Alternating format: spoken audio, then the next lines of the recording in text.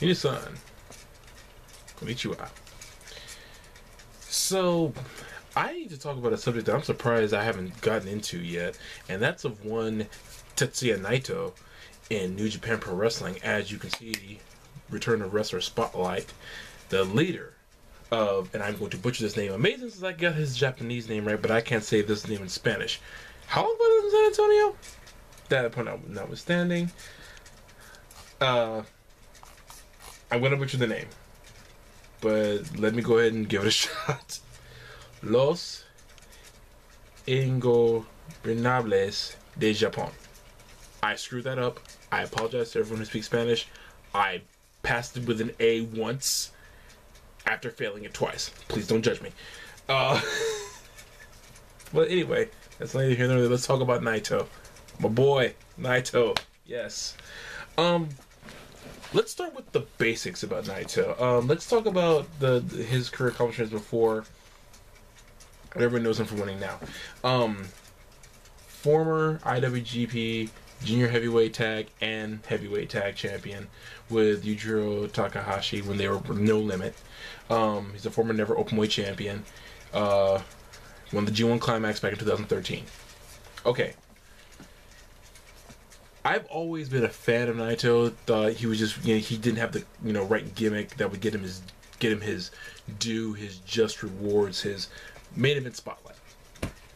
I think it was kind of unfair from the G1 Climax how the fans voted for Nakamura Tanahashi to be the main event and replacing Naito and Okada, which were set to be the main event that year for Wrestle Kingdom. Not fair, but at the same time, kind of fair. I kind of understand the logic behind it on both sides. I understand both arguments, and all things said, it made sense. However, that being said, this whole sorry about the camera. I just can't get it. I'm just doing it. Anyway, that being said, I love Naito's angle now. From being part of the Ungovernables, which is the name I butchered, the Spanish name I butchered, that's the English translation is the Ungovernables. Him joining that group in CMLL was just, I think, some like this, this career resurgence for him that was pretty necessary actually, because Naito had this long history of being almost top but not quite, and I think when he did that, became heel, changed his attitude, some would say to a very probably honest to goodness how he was feeling about life at the time attitude, he soared, man. And it worked. I love it. And then coming back, bringing the Ungovernables attitude to New Japan, bringing Taka Watanabe in as evil, which I thought was just crazy, because they reminded me kind of how what happened when Okada came back and he was rechristened as the Rainmaker. You have Watanabe as he's evil now, and that's the name and not necessarily the state of being, which I guess will be what this groupie kind of is. And it's even funnier, Watanabe naming his move evil, his name's evil, and then they bring Bushi back as part of the group. You had this void you didn't know you had in New Japan when Suzuki-gun was gone. Suzuki-gun still fighting it out, and I've done several videos on those. Go back and watch if you want to see them. And I think there was a gap for another heel stable. I mean, we had Bullet Club, and Chaos and others that was Great Bash Heel, ironically, are the faces now. They're the face stables now. There was a void you didn't know was missing until LIJ showed up. Until Naito came in with Bushi, with Evil, and they came in with their suits and their masks, and that was great. That's great. Their entrances alone are awesome. I love it. The match Naito had with Goto at Wrestle Kingdom this past year, go see my reaction to that also if you haven't seen it, was just great. The only match that was non-title on the whole show, and they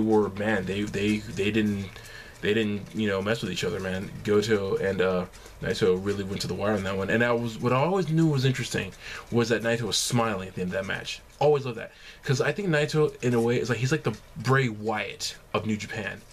Even when he loses, doesn't hurt his popularity, doesn't hurt what he's doing with the company. Naito has taken this whole attitude and just grabbed New Japan fans, and they are just rolling with it, man. And it's great because he deserves it. I think he's really worked hard to get there, and he's earned what he's got. So, that being said, and this is not a bad segue, I'm just saying, that being said, where was he going to go from there? Especially after losing at the biggest show. What happened next? Well, everyone knows in pro wrestling, not necessarily wins and losses. It's how you play the game. And if any of you started singing The Game by Motorhead and Triple H, don't worry, I played it in my head too just now. But after that, you have him winning the New Japan Cup.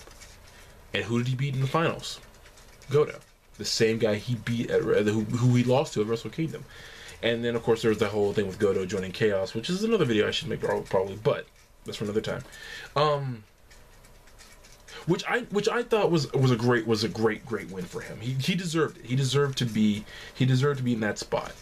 Well, a lot of people have been asking this question. You know what? Let me wait to get to that point. I'll get to that one later. But then but after he wins the New Japan Cup, goes on to an Invasion Attack, challenges Okada, and with the help of his latest acquisition to LIJ, Sonata, which that blew my mind to see Sonata in New Japan, was great.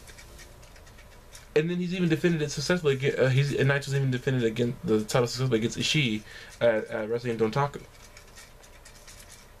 Guy's on a roll. He's on a hot streak. The point I was going to make a second ago that I'm making now is that a lot of people have been saying what's going to happen with New Japan now that guys like Shinsuke Nakamura, AJ Styles, Carlos and Doc Gallows have gone. You know, that's 4 top talents in New Japan that were gone, you know, not immediately, but they left around the same time. Everyone was, not everyone, I think a few people were thinking, well, New Japan must be done. I didn't think that for a second. I just think they're just going to restructure themselves because they put themselves in a position where they technically can't be done because they do so much work with other promotions, like with Ring of Honor, like with other places. Heck, they basically are doing work with WWE now. You know, since their guys are over there, someone's talking to them. Someone's talking to them. So, I think, as sad as I was as well to see Nakamura and AJ leave WWE, even though I think they're doing great there, and luckily I was proven wrong about how worried I was about that. I think this was Naito's time. This was what everything he'd been through the past few years have been building up to. He was working towards being the main guy, and now the main guy spot is open for business. You have guys who can be contenders, who are poised to be contenders. You got guys like Goto, you got Shibata, you got so many guys who are willing and ready to step up. Kenny Omega's already stepped up, you know, Intercontinental Champion. This is good for Naito because this is the time for him to shine, and he's doing it. He's the perfect heel. I mean, he won the IWGP Championship, but what did he do with the belt? He tossed it in the air and left the ring without it. That's gangster. That's gangster, right? That's an OG move right there. Tetsuya Naito, OG of NJPW, man. I love it, man. That was like, and like, a lot of people were like, some people were like, oh my god, that's so disrespectful. Oh my god, I was like that's the best move he could do. He's showing his frustration. He's showing his anger with New Japan's, you know, booking of how, you know, how they kept him down, and now he's finally won it. And you know, this is how long it took him to get it. You just forget this belt, and he walked off without it. That was brilliant. I think the booking for this is going well. I think he is just off the charts popular. I think this is the time. You know, this is Naito's time. So, with that in mind, instead of my usual sign off, I will simply say, Naito-san, I salute you. Tranquillo. See you guys.